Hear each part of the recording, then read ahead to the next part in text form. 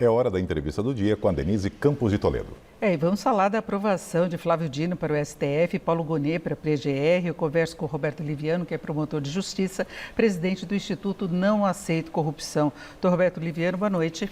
Eu adoro quando você me apresenta como promotor, que eu me sinto mais jovem, né? Eu sou procurador, mas o espírito de promotor, ele é eterno. Muito obrigado, Denise. Na listagem é sempre uma alegria e um prazer estar aqui com você. E vamos falar da grande discussão que nós tivemos essa semana, aquela sabatina longa demais e simultânea, não é, de Flávio Dino. Dúplice. Exatamente, o dia todo de ansiedade, Flávio Dino passou apertado, né, na votação final. E passou muito apertado, e uma coisa que não se falou muito no Brasil, que é a seguinte, ele passou por 6 votos, né, uma margem estreita, mas é necessário lembrar o seguinte, o ministro Lula exonerou 4 ministros, né? Se não tivesse exonerado esses 4 ministros, ele teria passado por 2 votos apenas. E nós temos que lembrar também que nos dias que antecederam essa votação, tivemos aí liberação de 10 bilhões em emendas, né? Mas vamos ser justos, isso não é uma prática exclusiva do presidente Lula, né? Nós estamos falando de fisiologismo político, que é uma prática política brasileira. Governo de coalizão. Essa coalizão política Centrão, que todos praticam, não é que apenas Lula. Sejamos justos, né? Isto sempre se faz, mas é que isto ocorreu aí nos dias imediatamente anteriores, ou seja, se não tivesse ocorrido essa transferência aí de 10 bilhões e se Lula não tivesse exonerado esses 4 ministros, será que teria ocorrido esta aprovação? E um ponto de interrogação. Mas eu quero já deixar claro que, sob meu ponto de vista, Flávio Dino reúne méritos para ser ministro do Supremo Tribunal Federal.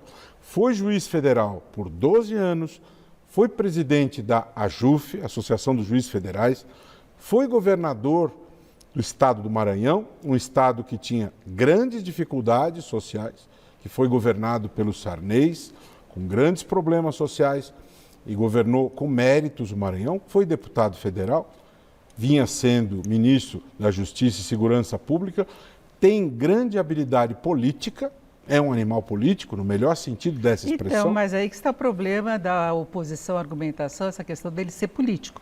E um político muito ativo, inclusive em redes sociais, que se posiciona claramente, que é opositor de Bolsonaro. Ele enfrentou todas as discussões relacionadas aos atos de 8 de janeiro, não é? E isso causa uma certa apreensão, além de uma oposição mais forte ao nome dele. Muito bem. E aí tem a argumentação de que ele é comunista, e a gente já viu que ele tem algumas posições próprias, que não seria aquela ideia que se tem de esquerda. Ele é contra o aborto, por exemplo. Sim. Né? Então ele pode ter uma independência. Como é que o senhor vê Dino como ministro do Supremo? Tudo bem, ele é afiliado ao Partido Comunista do Brasil, mas ele foi governador do Maranhão e fez ótimos governos, né? O mundo não acabou depois dele ter sido governador do Maranhão. Tanto que ele foi reeleito governador do Maranhão. Ele foi eleito uma vez e o nome dele foi apresentado às urnas uma segunda vez. Se tivesse ido mal, não teria sido reeleito. Houve outras opções na urna quando ele se reapresentou candidato. Então não é bem assim, vamos devagar com esse tipo de colocação. No momento em que ele é empossado ministro do Supremo Tribunal Federal, ele não está ali para exercer funções políticas. Agora, a verdade é a seguinte, nos últimos anos, existe uma certa dimensão política no exercício dessa função. Vamos dizer que o exercício jurisdicional tenha se politizado totalmente, mas existe uma certa nuance, inegavelmente. O ministro Alexandre de Moraes tem exercido a função, com todo o respeito, mas existe uma certa nuance política, o ministro Barroso, o ministro Gilmar Mendes, com todo respeito a esses ministros, mas existe uma certa nuance política neste exercício, né? Repito, com muito respeito a esses ministros, né? As escolhas que têm sido feitas para o Supremo Tribunal Federal, essas escolhas vêm tendo esta nuance. Por isso que eu venho defendendo, Denise, a ideia dos mandatos para o Supremo Tribunal Federal. Eu ia chegar nesse ponto, porque o Dino foi indicado, né, e teve o nome aprovado no momento em que há um embate entre os poderes, né? Talvez esse ativismo todo do STF seja até consequência da situação que o Brasil enfrentou, não é? Eu falava dos atos democráticos, houve uma situação de confronto, aquela onda de fake news que começou inclusive na pandemia, ganhou força, e quando se fala do ativismo, a gente tem que lembrar que muitos partidos recorrem frequentemente ao Supremo para resolver impasses que seriam do Congresso. Então, tem essa situação. Aí, agora, tem essa ideia de se proibir as decisões monocráticas dos ministros, já é uma restrição, e a discussão possível, talvez no ano que vem, desse mandato, e não por idade, a permanência dos ministros no STF. Mas foi interessante, me chamou a atenção, em relação ao Flávio Dino, que ele fez questão de se posicionar categoricamente. Decisões monocráticas devem ser excepcionais, reconhecimento de inconstitucionalidade de leis deve ser excepcional. E é interessante ele dizer isso porque, se nós examinarmos estatisticamente, hoje, mais de 80% das decisões oriundas do Supremo Tribunal Federal são monocráticas.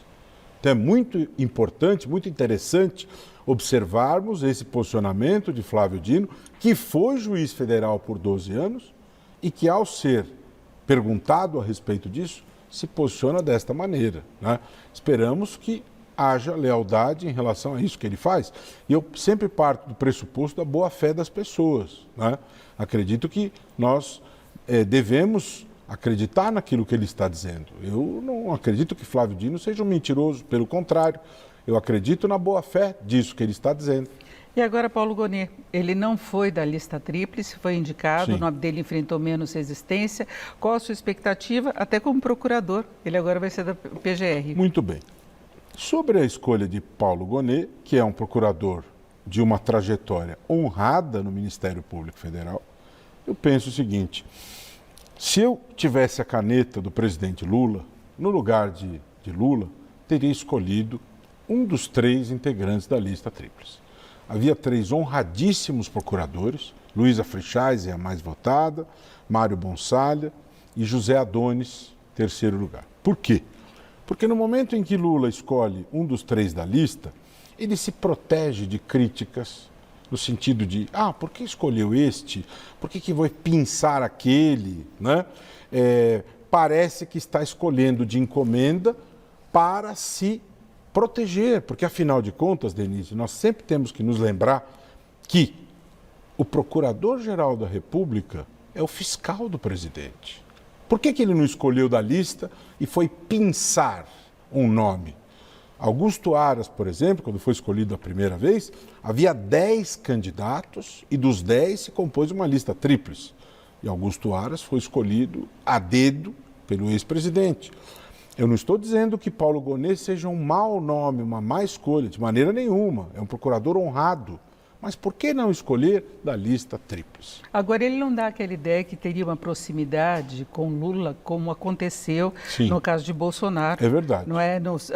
Com o procurador, que ele fez vista grossa a vários casos. Não transparece isso. A escolha anterior, feita pelo ex-presidente, foi uma escolha que evidenciou-se esta proximidade, evidenciou-se uma situação diferente. Eu não vejo isso.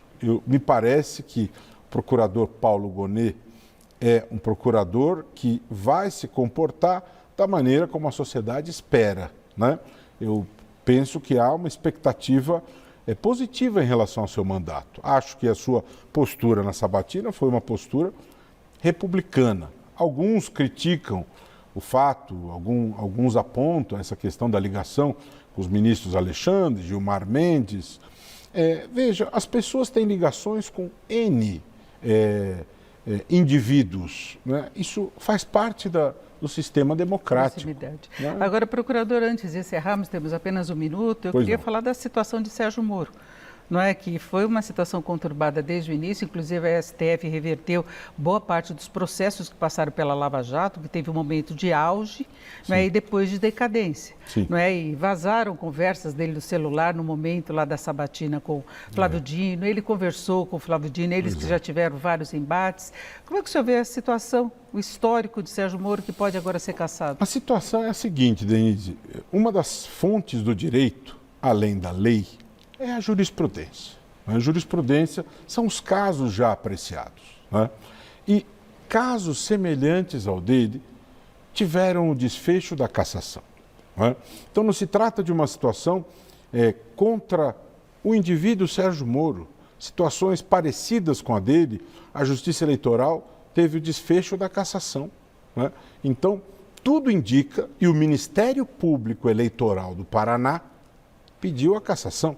Né?